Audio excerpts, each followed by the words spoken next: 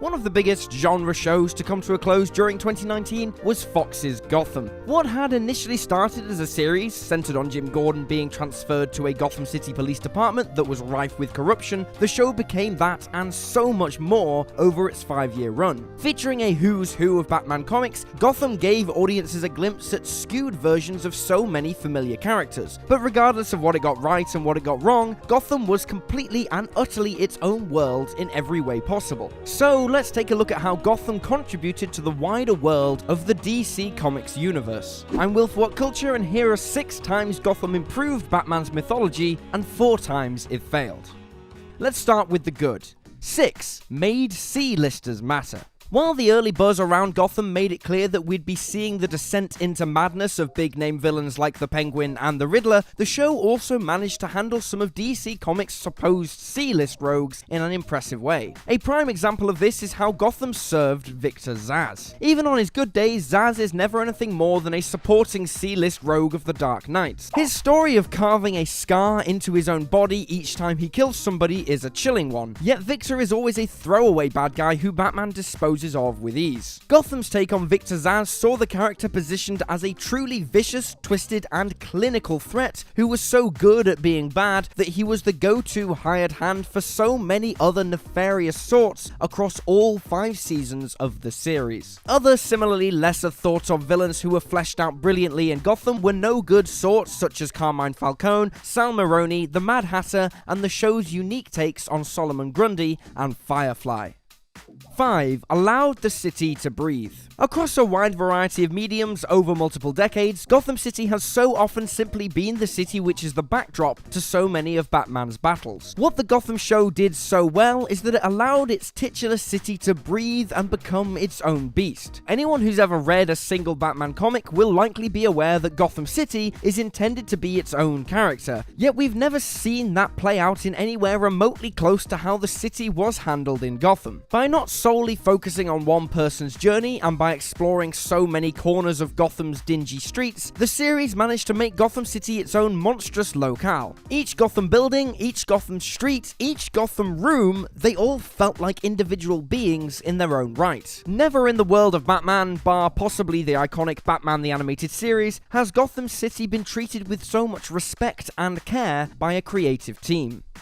4. We got to see Bruce working on his own. Bruce Wayne has obviously spent time working on his own in the comic book world, yet that's becoming an increasingly rare sight to see these days. While Batman has so often had a Robin by his side, there's also been Batgirls, Nightwings, Red Robins, Batwomen, Red Hoods, Oracles, Spoilers, Catwoman, Batwings, Bluebirds, and so many other sidekicks and partners assisting the world's greatest detective as he looks to fight the good fight. The point being, it's rare to see Bruce working on a largely solo basis. In Gotham, while Alfred, Selina Kyle, and Jim Gordon would all work with Master Bruce at points, audiences got to see plentiful examples of Bruce Wayne working on his lonesome, stewing over his problems, questioning his own city, and trying to get himself to his absolute mental and physical peaks. What Gotham did so well is that it set Bruce up with the unrelenting determination and the sheer will to win that would become such a major part of the character upon him becoming Batman down the line. And by having Bruce not being too reliant on anyone else in Gotham, the series allowed for these attributes and that mentality to really shine through. 3. Fleshed out Penguin for the casual fans. To those who maybe don't spend all that much time reading comics, Oswald Cobblepot is often viewed as a freak of nature who has a bunch of goons at his disposal and who waddles around eating fish. While elements of that are indeed true, the Cobblepot of the comics is also an underhanded, ruthless mob boss who is more interested in taking out his fellow crime lords than snacking on salmon. In Gotham, Robin Lord Taylor delivered a stunning incarnation of Oswald as he went from pot-washing lackey to all-powerful crime boss throughout the series' 5-season run. For the more casual comic book fans, this 5-year journey provided the perfect encapsulation of what makes the Penguin such a brilliant character.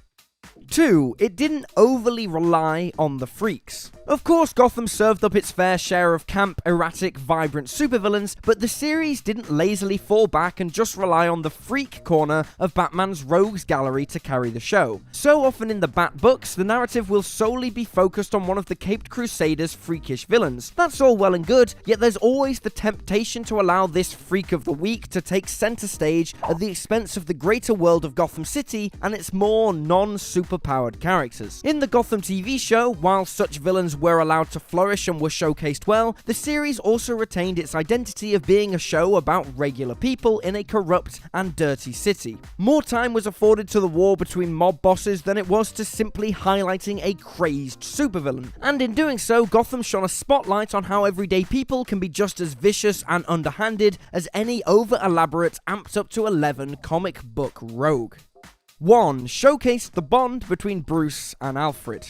Throughout its 5-season run, Gotham was littered with some fantastic performances, and none were better than Sean Pertwee's portrayal of Alfred Pennyworth. Throughout the decades, we've all heard a million times over how it was Alfred who was left to raise Bruce after the tragic death of Thomas and Martha Wayne, and it was Alfred who has had to stand by Bruce's side as he's embarked on his mission to clean up the streets of Gotham City and beyond. While we all know about this facet of Bruce Wayne's life, rarely have the comic books fully showcased in great detail those younger years in which Alfred had to deal with a troublesome teen who was reeling from the death of his parents and the realization of what a murky city Gotham really is. By the time Gotham came to a close after 5 seasons, it was the bond between Bruce and Alfred that stood out as one of the very best elements of this particular exploration of Gotham City.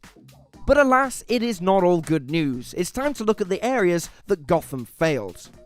4. Too much, too young. The original mission objective for Fox's Gotham was for the show to serve as a series spotlighting Jim Gordon's early days in Gotham City. As a clean-cut cop arriving in a corrupt city, Ben McKenzie's Gordon was pegged as the central focus on the show. But before you knew it, the spotlight initially put on Jim began to be shared out amongst a slew of supporting players, and one such player was Bruce Wayne. Having a TV series set in Gotham City and with Bruce as a character, that was always going to result in young Master Wayne eventually becoming a key component of the series. Now, while having Bruce as a main character in the show was fine, what wasn't so fine was how the 12-year-old Bruce Wayne became so connected to so many Batman villains. Not only did Bruce establish a relationship with Jim Gordon from an early age, Gotham also saw the future Caped Crusader have run-ins with earlier versions of Catwoman, the Penguin, the Riddler, the Joker, Ra's al Ghul, Hugo Strange, the Mad Hatter, Mr. Freeze, Poison Ivy, and so many more. While it was fun to see such interactions in the bubble of the Gotham TV series, this all made zero sense in regards to the greater mythology of Batman and his world.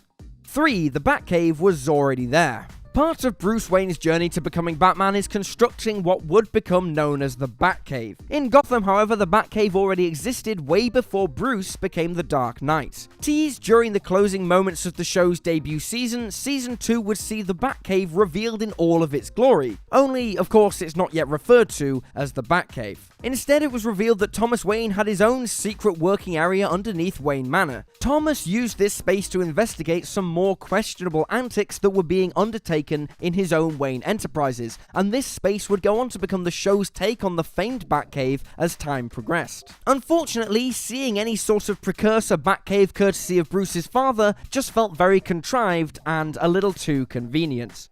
2. Jim Gordon knows. While the established canon of the Batman books has usually seen Jim Gordon officially unaware that Bruce Wayne and Batman are one and the same, even if it is implied that Gordon maybe knows more than he's letting on, it seems impossible for Gotham's Jim to be blind to the fact that Bruce is the vigilante patrolling Gotham City's darkest corners. In Gotham, we had 5 seasons of Bruce Wayne and Jim Gordon being close friends and even working together to take down some of the city's bad guys and gals. For a masked symbol of vengeance and justice to then, all of a sudden, begin to torment Gotham's underworld, it would be illogical for Gordon to not know that this was Bruce Wayne. At least in the comics, it took Gordon a while to begin to put the pieces together about who Batman really is, even if he keeps that information to himself. But Gotham makes it so that Jim would know from the get-go that the man behind the cape and cowl could only be Bruce Wayne, which majorly detracts from how the unseen future landscape of Batman and Gotham City should be.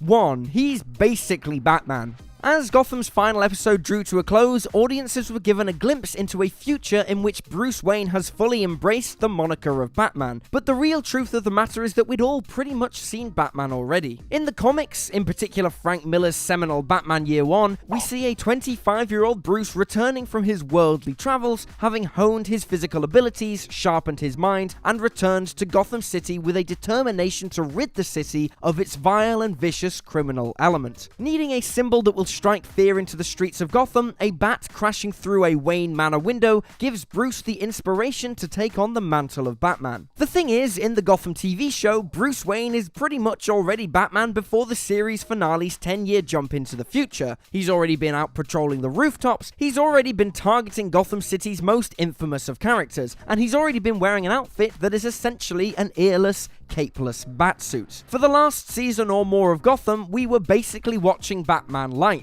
with a large part of Bruce's comic book ascension skipped over and fast-tracked. And there you have it, folks. 6 times the great Gotham improved Batman's mythology, and 4 times it sadly failed. Feel free to drop this video a like if you enjoyed it, and drop me a follow on Twitter at YouSlyDogU. I'm Will for What Culture, thanks for hanging out, and I'll see you next time.